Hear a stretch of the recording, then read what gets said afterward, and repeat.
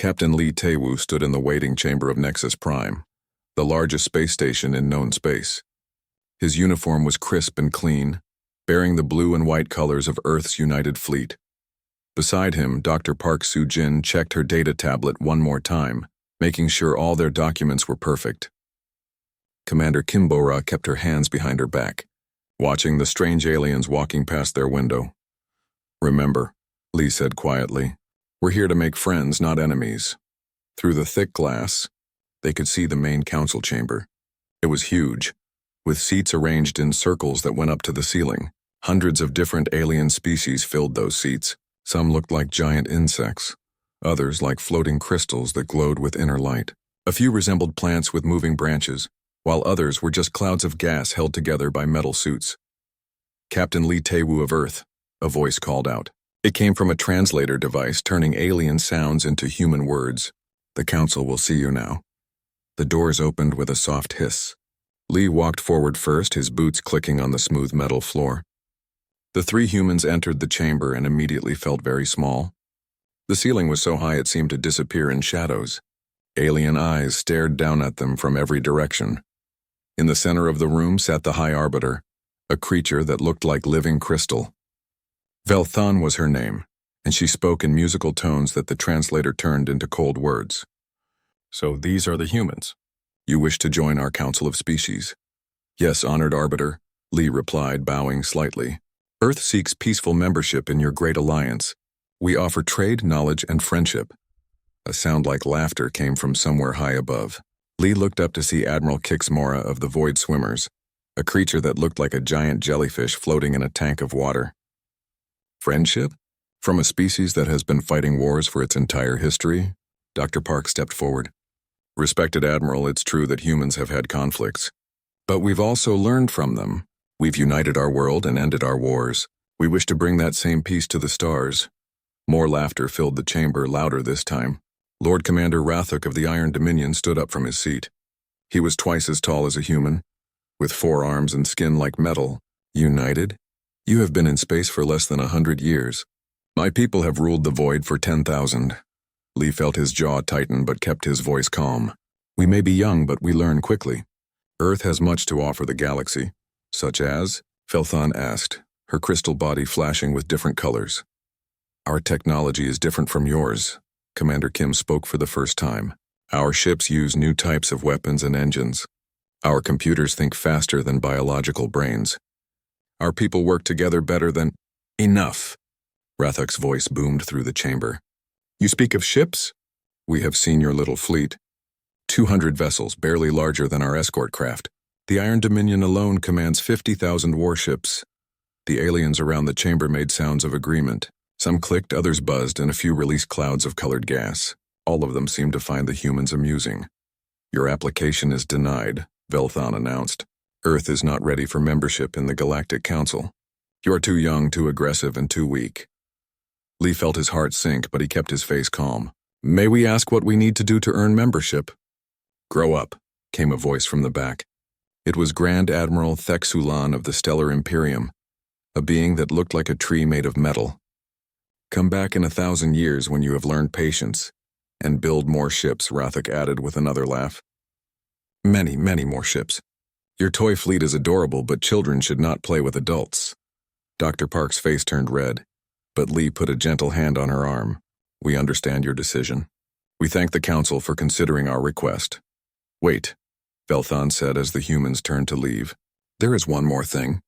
The Council has decided to place your system under quarantine. No human ships may leave the Sol system without our permission." Lee stopped walking. "Quarantine? Why?" "To protect you," Admiral Kixmora said, her voice making sounds like bubbles popping. "And to protect us from you.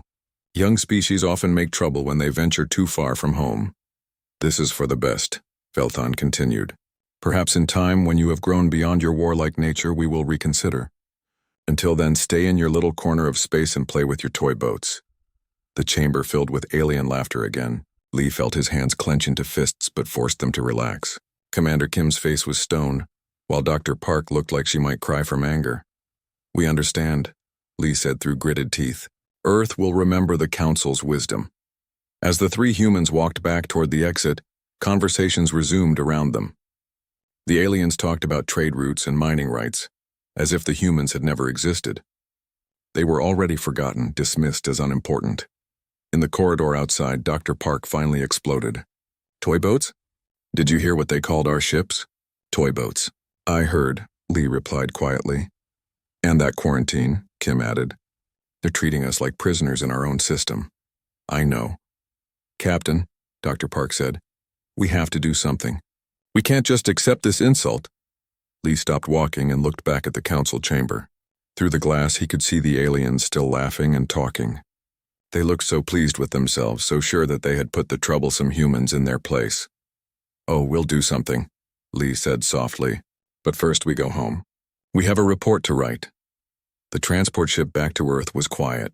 The three humans sat in their seats thinking about what had happened. The aliens had made their decision based on fear and pride. They saw humans as young and dangerous, but also weak and stupid. They think we're children, Kim said as Earth came into view through the window. Let them think that, Lee replied. Children can surprise you. The ship docked at Luna Station where reporters waited. Lee gave a simple statement. The Council has asked Earth to wait before joining. We will respect their decision. But that night in a secure meeting room deep inside Earth's military headquarters, Lee gave a very different report. General Shin Dong-wook listened carefully, his old face growing darker with each word. So they want us to stay home, Shin said when Lee finished. Yes, sir. They've quarantined our entire system, and they called our ships toys. Yes, sir. Shin was quiet for a long moment. Then he pressed a button on his desk. Get me Admiral Park Jin-ho. Tell him it's time for the First Fleet to take a little trip. Sir, Lee said carefully. The quarantine is about to become their problem, not ours, Shin replied. They wanted to see what humans do when we're insulted. I think it's time to show them. Fleet Admiral Park Jin-ho stood on the bridge of the UES Incheon's Pride, watching the stars shift from points of light to long streaks as his fleet jumped through hyperspace. Around him, 200 of Earth's finest warships moved in perfect formation, their hulls dark against the cosmic void. Jump complete, Admiral, reported Captain Yang Min-soo from the navigation station. We've arrived in the Kepler 442 system. Park nodded, studying the tactical display. 3 alien fleets were spread across the system, fighting over mining rights to a valuable asteroid belt. The crystalline ships of the hegemony glowed with inner light. The organic vessels of the Bio-Collective looked like giant sea creatures. And there, near the 4th planet, sat a patrol group from the Iron Dominion. Sir, Commander Choi Hae-wan called from the sensor station, the Dominion ships have detected us. 800 vessels all moving to intercept. Good, Park said calmly. Open a channel to the fleet. All ships prepare for combat operations. The human fleet spread out into attack formation. Unlike the massive, slow-moving alien dreadnoughts they had studied, Earth ships were built for speed and precision. Each vessel was smaller than the enemy's capital ships, but they moved like hunting wolves rather than lumbering bears. Incoming transmission from the Dominion fleet, the communications officer announced. Put it through. The main screen flickered, showing the 4-armed figure of War Marshal Cortex. His metal skin gleamed under the bridge lights, and his voice carried the arrogance of someone who had never lost a battle. Human vessel, you are in violation of Council space. Your species is under quarantine. Surrender immediately, and we may allow you to return to your system in pieces. Park clasped his hands behind his back. War Marshal Cortex, I am Fleet Admiral Park of Earth's 1st Expeditionary Fleet. We respectfully decline your offer. Cortex's 4 eyes widened in what might have been surprise or amusement. You decline? There are 800 of my ships against your mere 200 toys. Do you not understand mathematics? We understand perfectly, Park replied. We also understand tactics, technology, and courage. 3 things your people seem to have forgotten. The alien's face darkened with anger. Very well, human. You will learn the price of defying the Iron Dominion. All ships attack formation. Show these primitives how real warriors fight. The channel closed. Park watched as the Dominion ships began moving toward his fleet, their massive hulls bristling with weapons. They moved in the classic formation he had studied at the Academy, predictable and slow. All ships, Park broadcast to his fleet, execute Battle Plan Alpha. Fighter squadrons, launch when ready. The human fleet suddenly scattered like startled birds, confusing the alien formation. Where the Dominion expected a head-on collision, they found empty space as the human ships used their superior speed to circle around the enemy flanks. Squadron leader Yang Min-soo launched from the carrier Seoul's Thunder, along with 500 other fighter craft. Her ship was tiny compared to the alien dreadnoughts, but it moved faster than anything the galaxy had ever seen. Behind her flew Captain Choi Hae-won and the rest of Delta Squadron, their engines leaving trails of blue fire. All squadrons target their sensor arrays first, Yang commanded. Blind them before the main attack begins. The fighters swarmed over the alien ships like angry insects. Their small but precise weapons found gaps in the enemy shields, targeting weak points that larger ships couldn't hit. Within minutes, half the Dominion fleet was flying blind. Main guns, fire at will, Park ordered. The human capital ships opened fire with weapons the aliens had never seen before. Instead of energy beams or plasma bolts, the human ships fired solid projectiles accelerated to nearly the speed of light. The kinetic energy was incredible, and the alien shields designed to stop energy weapons offered little protection. The first Dominion dreadnought to take a direct hit simply disappeared. One moment it was there, a massive ship carrying 5,000 crew members. The next moment there was only expanding debris and glowing gas. Impossible, Corthex's voice crackled over the radio. Our shield should have stopped that. Your shields stop energy, Park replied calmly, watching as another alien ship broke apart under human fire. Our weapons don't use energy. They use physics. The battle became a massacre. The human ships moved in perfect coordination, their artificial intelligence systems sharing targeting data faster than any biological brain could process. They struck from unexpected angles, disappeared into the asteroid field, and emerged to attack from different directions.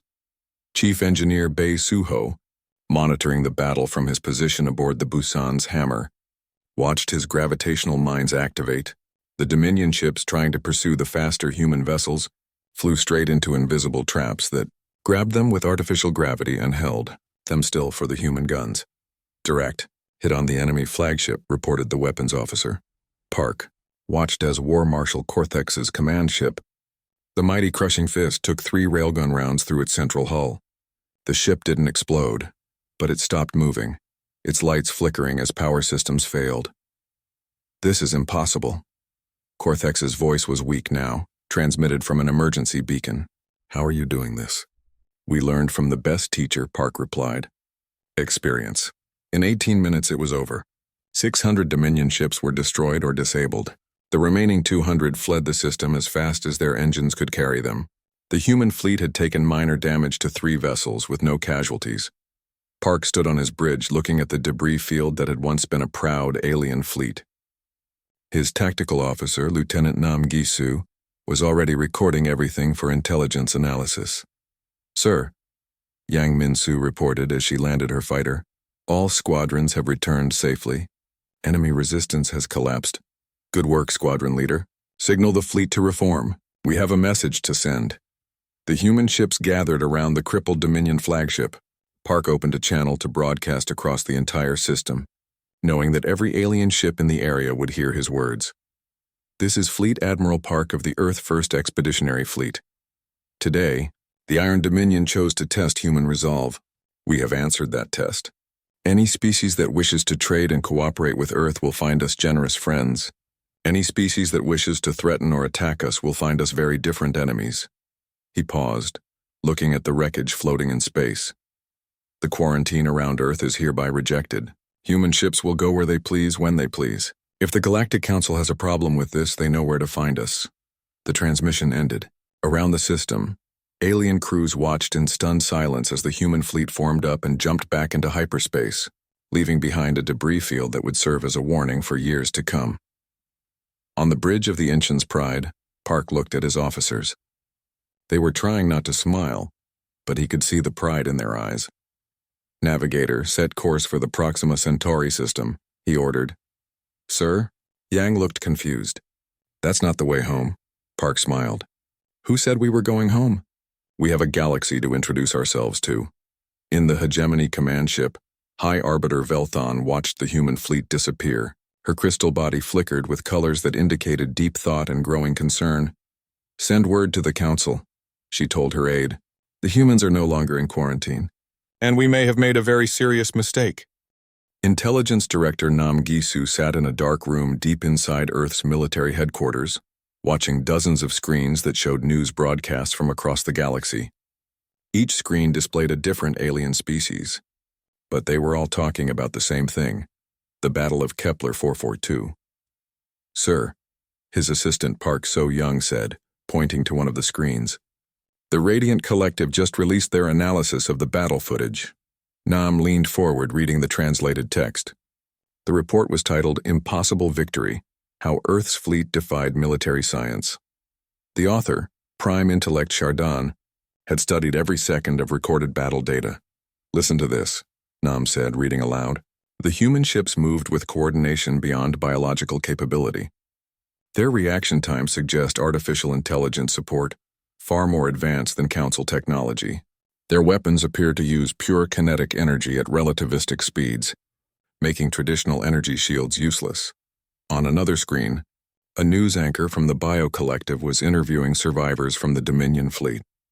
The translator turned their clicks and whistles into human words. "They came from nowhere," one injured alien said. "Our sensors detected 200 small ships, nothing to worry about. Then they moved like they were one creature with many bodies. Our fleet commanders couldn't keep up with their tactics." Nam smiled and switched to another channel.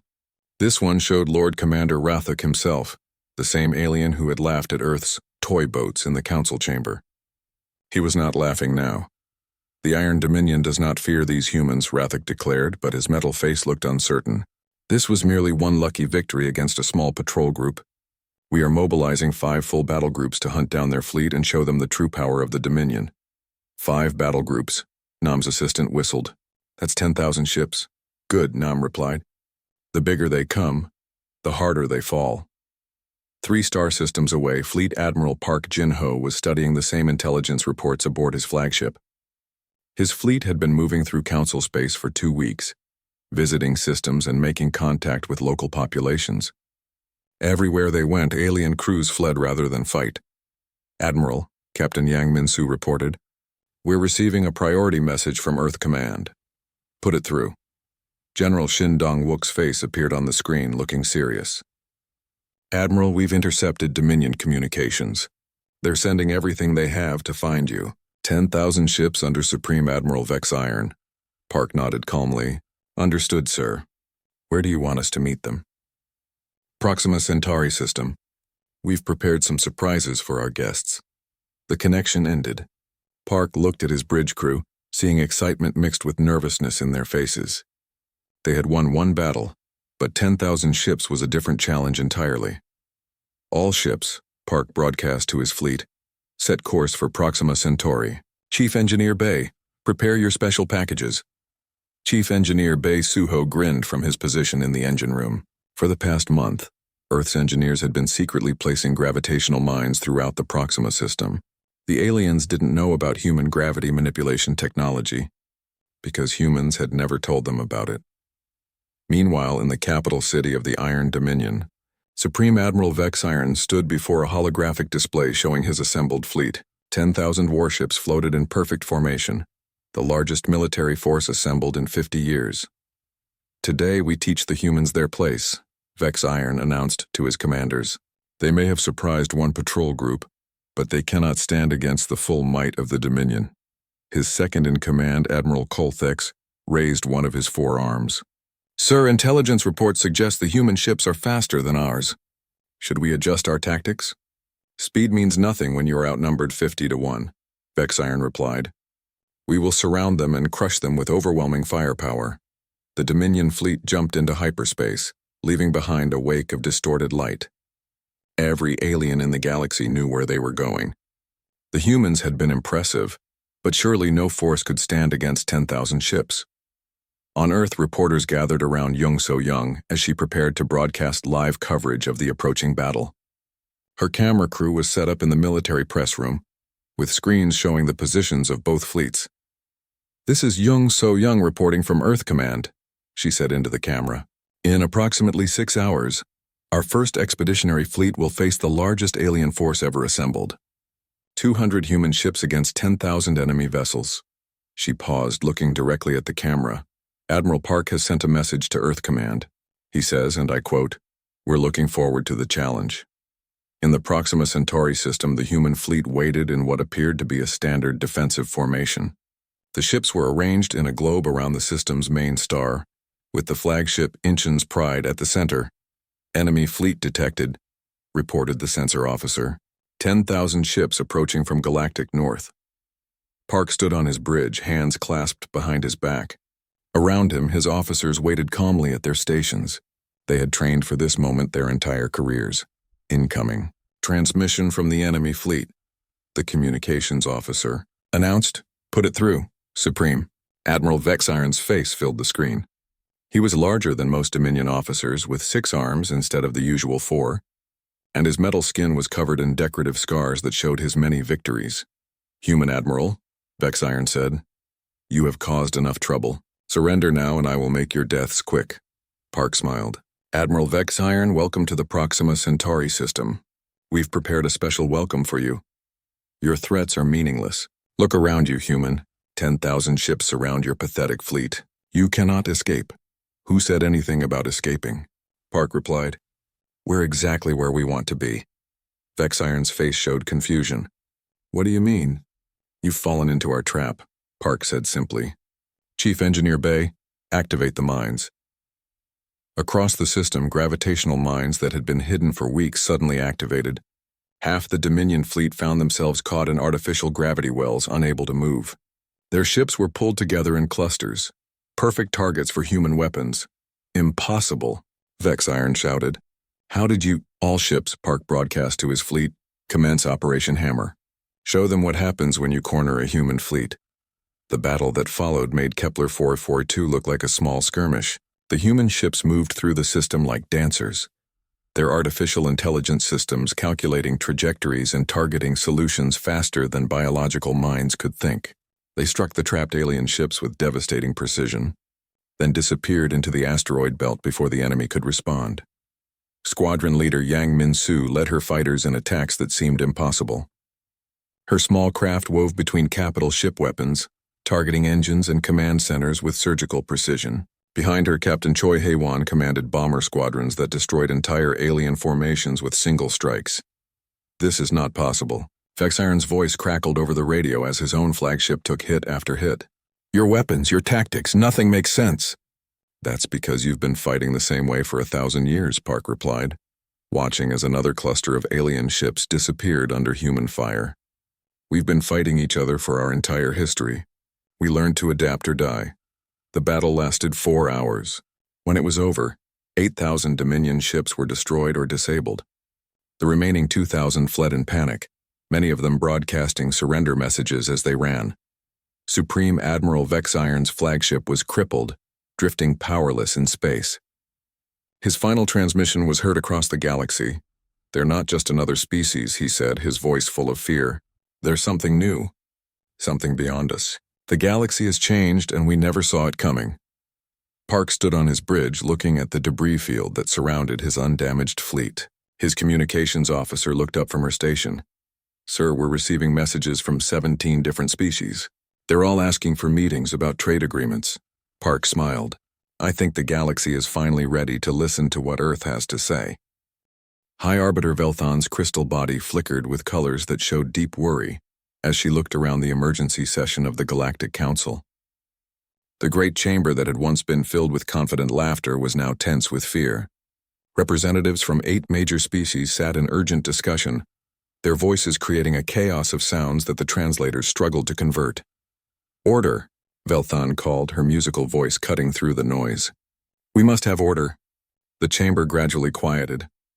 Grand Admiral Thexulan of the Stellar Imperium stood up, his metal branches scraping against his seat. "High Arbiter, the situation has become critical. In 2 battles, these humans have destroyed nearly 9,000 of our ships. The Iron Dominion is in chaos." "The Bio-Collective agrees," added Hive Mother Zixara, her insect-like voice clicking through the translator. "Our trade routes are being disrupted by fleeing Dominion vessels. The humans have upset the balance of power." Admiral Kixmora floated in her water tank, tentacles waving frantically. "Perhaps we should consider negotiation." The humans said they wanted to trade. Never. Lord Commander Rathok slammed his 4 fists on his chair. The Iron Dominion does not negotiate with primitives. We demand action from this council. Velthon's colors shifted to deep red, indicating her growing frustration. What action do you suggest, Lord Commander? Your forces have already failed twice. Because we underestimated them, Rathok admitted grudgingly. But now we know their capabilities. We can adapt. War Master Supreme Kulvanis of the Apex Confederation rose from his seat. He was the largest alien in the chamber, standing nearly 4 meters tall with skin like black stone. The Lord Commander speaks truth but not wisdom. These humans cannot be defeated by any single species. What are you suggesting? Velthon asked. A grand alliance, Kulvanis replied. Every major species contributes their full military strength. We assemble the largest fleet in galactic history and crush them once and for all. The chamber erupted in discussion again. Some species supported the idea, while others worried about the cost. A few suggested that maybe they should just leave the humans alone. The Radiant Collective has analyzed the human tactics. Prime Intellect Chardon spoke from her floating platform. Their coordination suggests distributed intelligence networks beyond our understanding. Their weapons use principles we have ignored for millennia, but they are still only 200 ships. 200 ships that have destroyed 9,000 of ours, Admiral Kixmora pointed out. Numbers must count for something, Kulvanis insisted. If we bring enough force to bear, even these humans cannot stand against us. Back on Earth, General Shin Dong-wook read the intelligence reports with growing concern. His spies throughout the galaxy were reporting massive military movements as alien species prepared for war. Sir, his aide Colonel Wan Chang-ho said, the aliens are mobilizing everything they have. Our estimates suggest they're assembling over 150,000 ships. Shin looked up from his desk. 150,000? Yes, sir. 8 species working together. The largest military force in recorded galactic history. Shin was quiet for a moment, thinking. Then he pressed a button on his desk. Get me Admiral Park, tell him to come home. Sir? The First Fleet is having great success with their diplomatic mission. They're about to have visitors, Shin interrupted. Lots of visitors. 3 days later, Fleet Admiral Park Jin-ho stood in the same briefing room where he had received his original orders. Around the table sat Earth's top military leaders, including General Staff Director Shin Dong-wook and Strategic Command Director Lee Sang-mi. The situation has changed, Shin began without introduction. The aliens are no longer sending patrol groups or battle fleets. They're coming with everything they have. Park nodded. How many ships? Current estimates range from 140 to 160,000 vessels. Every major species is contributing forces. The room was quiet for a moment. Finally, Park spoke. When? 2 weeks? They're gathering at the neutral zone, then moving directly toward Sol system. Park looked around the table at his fellow officers. They were the best military minds Earth had ever produced, veterans of countless simulations and war games. But even they looked worried at the numbers they were facing. Recommendations? Park asked. We could try diplomatic contact, suggested Admiral Kwan Sora from the Intelligence Division. Maybe explain that we never intended to threaten anyone. Too late for that, interrupted Fleet Admiral Kang Seo-yun. They've made up their minds. They see us as a threat that needs to be eliminated. What about our allies? Park asked. Some species have offered trade agreements. Minor players, Shin replied. The ones with real military power have joined the alliance against us. Strategic Command Director Lee Sang-mi spread a holographic star map on the table. If they're coming to Sol system, we can choose the battlefield. Use our home advantage. Against 150,000 ships? Admiral Yoon Jae-sung shook his head. Even with home field advantage, those are impossible odds. Park studied the map for a long time. The others waited, knowing he was thinking through possibilities they hadn't considered. What if, Park said slowly, we let them think they have us trapped, sir? Shin looked confused. They expect to find us hiding behind Earth, desperate and afraid. What if that's exactly what we show them? I don't understand, Kang said. Park smiled. How long would it take to recall all our fleets to Sol system? Shin frowned. All our fleets? The First Fleet is the only one currently deployed. All of them, Park repeated. Every ship we have. The room fell silent as the other officers realized what Park was suggesting. Shin's eyes went wide. You want to use the other fleets, Shin said quietly. The aliens think Earth only has one fleet because that's all they've seen, Park explained. They've made their plans based on fighting 200 ships. What happens when they discover we have more? Much more, added Admiral No Yunji with a growing smile. Strategic Director Lee began pulling up classified files on her holographic display. The Second Fleet has 500 ships of the line. Third Fleet specializes in experimental warfare. Fourth Fleet controls our carrier groups. 11 fleets total, Park said. Over 5,000 ships all hidden in our own system. They'll never expect it, Shin said, his worry turning to excitement. They think they know everything about human military capability. Because we've only shown them a fraction of it, Park agreed. The First Fleet was our test unit, our proof of concept. The real military has been waiting at home. Admiral Kwan leaned forward. Even with 5,000 ships, we're still outnumbered 30-1. Numbers aren't everything, Park replied. They've seen what 200 human ships can do. Imagine what 5,000 can accomplish. The meeting continued for hours as they planned humanity's defense. Every officer contributed ideas and suggestions, building a strategy that would either save Earth or see it destroyed. Meanwhile, in the Apex Confederation capital, War Master Supreme Kolvanis stood before the largest military gathering in galactic history. Representatives from 8 species had brought their finest commanders and most powerful ships.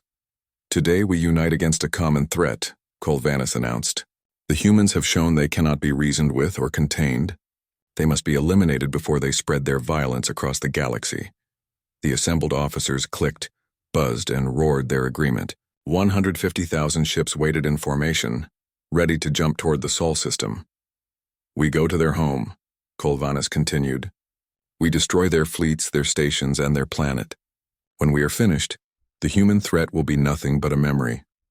As the Grand Alliance prepared for the largest military operation in galactic history, Earth's leaders sent out coded messages to their hidden fleets.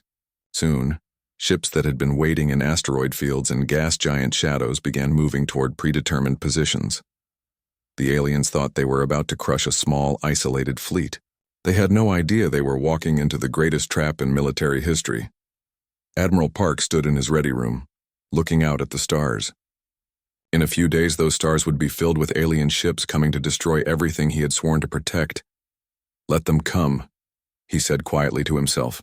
It's time to show the galaxy what humans are really capable of. War Master Supreme Kolvanis stood on the bridge of his flagship Apex destroyer, watching the Sol system grow larger on his tactical display. Behind him, the largest military force in galactic history moved in perfect formation. 150,000 ships from 8 different species, all united in their determination to end the human threat. Long-range sensors confirm human fleet position, his tactical officer reported. 200 ships in standard defensive formation around their star. Kolvanis smiled, showing teeth like black diamonds. Just as expected. They're trapped with nowhere to run. Admiral Rathug's voice crackled over the communications array. The Iron Dominion requests permission to lead the attack. We have old business with these humans. Granted, Kolvanis replied. All ships assume attack formation. Today we finish what should have been done months ago. The Grand Alliance fleet spread across the outer edge of the Sol system, like a vast net of metal and fire. From every angle, alien ships moved inward toward the small cluster of human vessels waiting near the sun. On the bridge of the UES Incheon's Pride, Fleet Admiral Park Jin-ho watched the alien armada approach with calm eyes. His bridge crew worked quietly at their stations, showing no sign of fear despite the overwhelming odds they faced. Enemy fleet has reached optimal position, reported Captain Yang Min-soo. All alien forces are now within the system perimeter. Park nodded. Signal Earth Command. Tell them the guests have arrived. Deep in the asteroid belt, General Shin Dong-wook received the message in his hidden command bunker. Around him, dozens of officers monitored displays showing every ship in the system. For months they had planned for this moment. All fleet commanders, Shin broadcast on a secure channel. This is command. Execute Operation Revelation. Across the Sol system, space began to shimmer. Cloaking fields that had hidden entire fleets for weeks suddenly failed, revealing what no alien could have imagined. Near Jupiter, Fleet Admiral No Yoonji's second fleet decloaked. 500 ships of the line, each one larger and more advanced than anything in the first fleet, appeared as if from nothing. Behind Mars, Admiral Yoon Jae-sung's Third Fleet dropped its stealth screens. These were the experimental vessels, ships that tested weapons and tactics too dangerous for normal space. From the asteroid belt itself, Fleet Admiral Kang Seo-yun's Fourth Fleet emerged. Massive carrier ships, each one launching clouds of fighter craft that darkened space like swarms of metal insects. One by one, the hidden fleets revealed themselves. Admiral Wan Chang-ho's Fifth Fleet, masters of stealth warfare. Fleet Admiral Lim De-sam's Sixth Fleet, specialist in siege operations. Admiral Ryu Tae-min's Seventh Fleet, built for rapid assault. But the most shocking revelation came from the ships that seemed to flicker in and out of existence. Fleet Admiral Han Min-jae's 10th Fleet consisted of vessels that used experimental phase technology, making them nearly impossible to target. Finally, as the aliens watched in growing horror, Admiral Kwan Sora's 11th Fleet decloaked near Earth itself.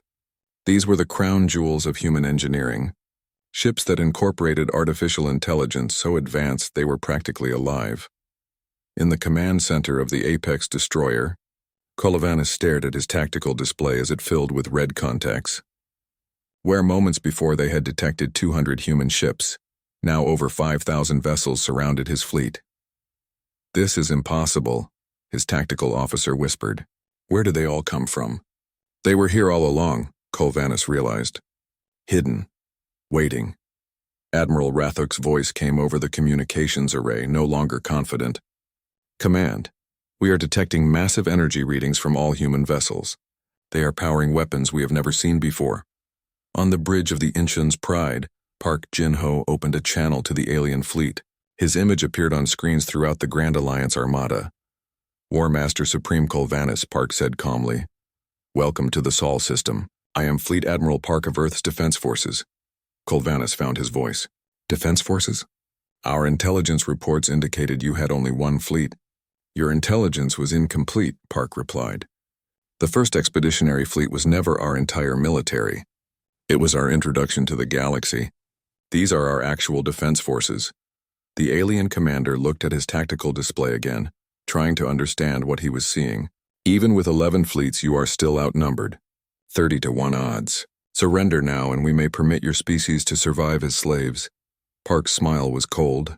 "War Master, you've made the same mistake that everyone makes when they first meet humans.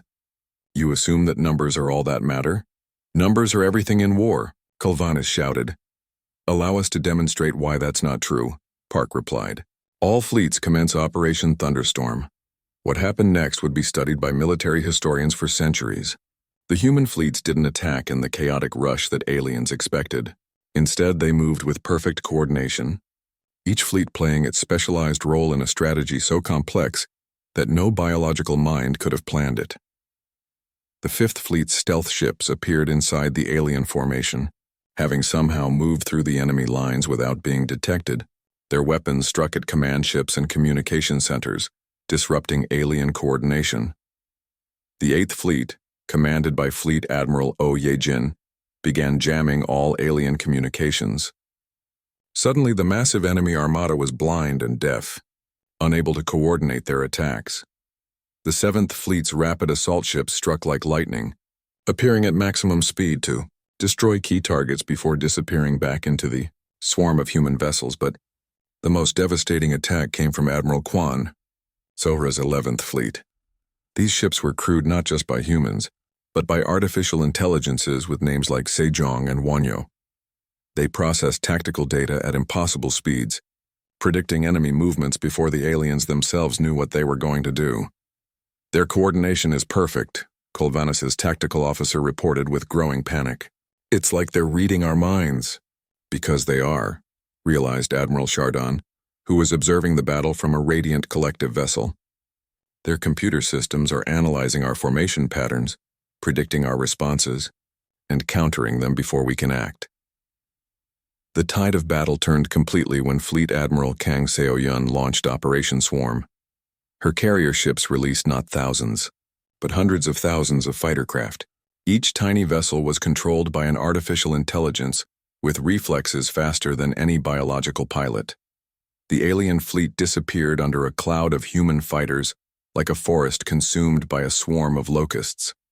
The small craft were too numerous and too fast to target effectively, and they struck with surgical precision at every weakness in the alien formation.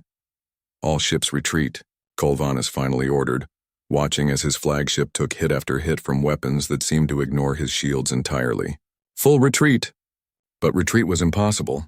The human fleets had positioned themselves perfectly, cutting off every escape route. The aliens found themselves in a trap from which there was no exit. "This is War Master Supreme Colvanus to all human vessels," came the desperate transmission. "We surrender. We call for ceasefire." The human attack stopped instantly, leaving the battered alien fleet drifting in space. Of the 150,000 ships that had entered the Sol system, barely 30,000 remained combat-capable. Park's voice echoed across the communications channels. "This is Fleet Admiral Park to all surviving vessels. You came here to destroy Earth and her people. You have learned that this was a mistake. Those ships that can still move may leave our system and return to their homes." "What about our damaged vessels?" Colvanus asked weakly. "Earth's medical and rescue ships will assist any crew that requires aid. We are not savages, War Master. We fight when we must, but we show mercy when we can." As alien ships began limping out of the Sol system, their crews broadcast messages across the galaxy. The reports were consistent. Humanity was not just another species. They were something entirely new. Something that made the established powers of the galaxy look like children playing with toys. On Earth, celebrations broke out in every city as news of the victory spread. But in the military command centers, the leaders who had planned humanity's defense remained focused on the future. "Sir," Admiral Kwan reported to General Shin, "we're receiving communication requests from 47 different species. They're all asking about trade agreements and mutual defense pacts." Shin nodded. "And the Galactic Council?" "High Arbiter Velthon has requested an emergency session. She wants to discuss Earth's immediate admission to full council membership." Shin smiled. "I think it's time to send our diplomats back to Nexus Prime. But this time, they'll be going as equals, not petitioners." In space above Earth, the 11 human fleets maintained their positions, their hulls gleaming in the light of Sol. They had revealed Earth's true power to the galaxy, and the galaxy would never be the same again. The age of underestimating humanity was over.